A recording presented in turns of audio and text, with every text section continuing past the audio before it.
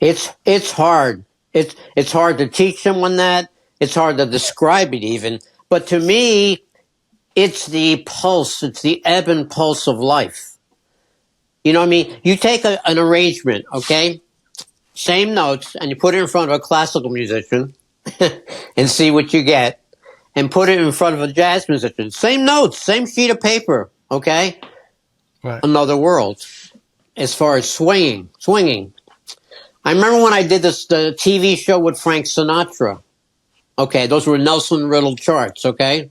Which I'm familiar with the originals, which were great. So we called up Doc Severance, and he loaned us the whole Tonight Show band for the gig. Okay? So I'm sitting next to, these are probably names you don't know, but he's truly a great player, no longer here. His name is Snooky Young. And he was on the Tonight Show. Black guy. And I'm sitting next to him, and we're playing those Nelson Riddle arrangements. It was like another world the way he's playing lead trumpet, I'm playing second. It was another world playing next to him. The only way I could describe it, it felt like I was in a jazz quintet. Totally different than the way it would have felt, let's say, I've done the original Capitol sessions, which were great with Nelson Riddle. But the way he interpreted that music as far as swing, one of the best albums Sinatra ever did was From Vegas with Count Basie.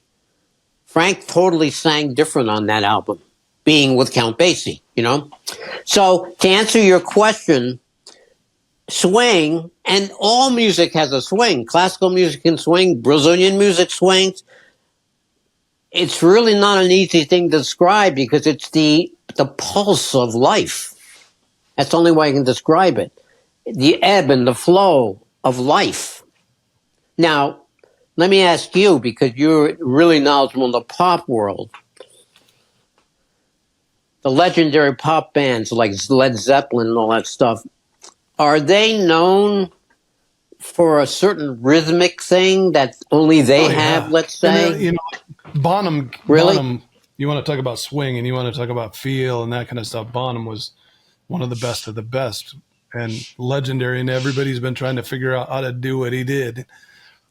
And I think really kind of along the lines of what you're saying, swing to me isn't necessarily a tempo thing or whatever. It's a feel. It's like, instead of da da da da right. da, it's like blah, blah, blah. It's how you approach it, and where do you put the vibrato, and where do you, as a vocalist, maybe right. it's where you hold the note. Are you holding it on a vowel like most of us, or are you grabbing a consonant like Sinatra did? Absolutely. And without swing, to me, the music gets really sterile. Yeah. Now, if you try to swing in classical, somebody's going to slap your hand and fire you.